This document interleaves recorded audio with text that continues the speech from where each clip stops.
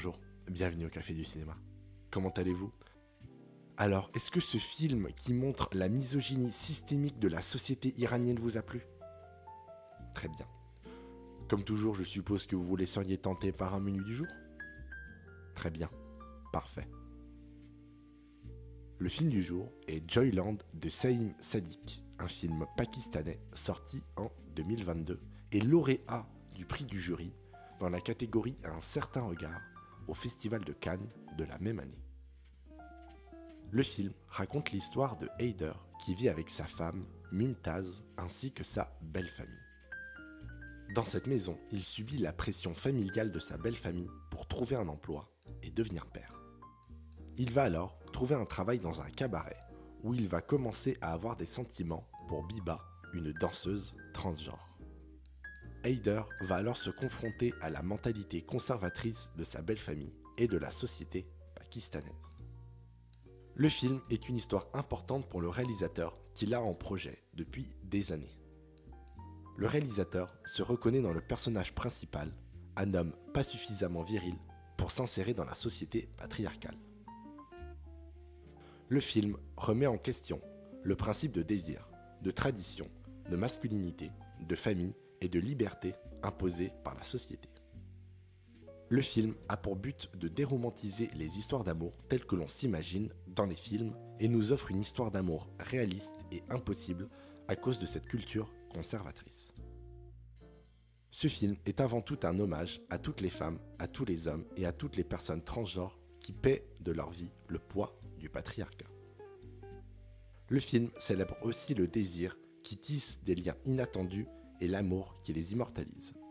Pour le réalisateur, ce film est également un message d'amour à son pays. Comme je l'ai dit, le réalisateur a ce projet de film depuis longtemps et l'histoire n'a cessé d'évoluer en fonction de la vie de Saïm Sadiq, des choses qu'il a vécues ou de ses idées politiques. Beaucoup de personnages dans le film sont inspirés de la propre famille du réalisateur.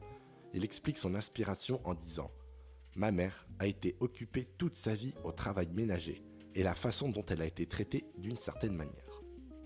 Je me souviens, enfant, d'avoir ressenti que tout ça était bizarre, et à la fois d'avoir utilisé ce privilège. Je me permettais parfois d'être un peu impétueux avec ma mère, chose que je ne me serais absolument jamais permis avec mon père. » Le film met en avant les personnes transgenres. Malgré le système patriarcal du Pakistan, les personnes transgenres ont énormément de visibilité. D'ailleurs, le réalisateur exprime son point de vue sur ces personnes. Il est impossible de se balader dans la rue sans en croiser une. Elles seront très probablement en train de mendier, mais elles sont là, elles ne se cachent pas. La coexistence, bien qu'elle soit superficielle, existe bel et bien. Elles ont toujours été là. Avant la colonisation britannique, elles avaient un meilleur statut social. Elles étaient associées à la poésie, aux princesses, aux bonnes manières. La colonisation, parmi bien d'autres choses, a complètement détruit cette particularité culturelle. Ce film montre la visibilité trans au Pakistan et montre le paradoxe de la société pakistanaise. Par exemple, les femmes sont étouffées par le patriarcat, mais ne sont pas tabous sur les questions de sexe. Quant aux personnes transgenres, le réalisateur explique qu'en 2009, le Pakistan a été parmi les premiers au monde à légalement reconnaître un troisième sexe. Puis, en 2018, ils ont adopté une loi accordant aux personnes transgenres le droit de déterminer par elles-mêmes leur sexe sur tous les documents officiels et même opter pour un mélange des deux. Mais ces avancées et toutes les tentatives de mieux protéger encore le droit des personnes trans au Pakistan ont fait l'objet d'une féroce résistance des partis islamistes qui dénoncent l'intrusion de valeurs occidentales. D'ailleurs, l'actrice qui joue Madame Biba explique être fière de représenter la communauté trans qui n'a pas toujours une si grande opportunité au Pakistan.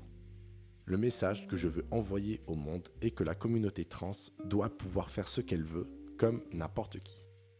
Ce film montre la différence de combat entre les femmes et les femmes transgenres.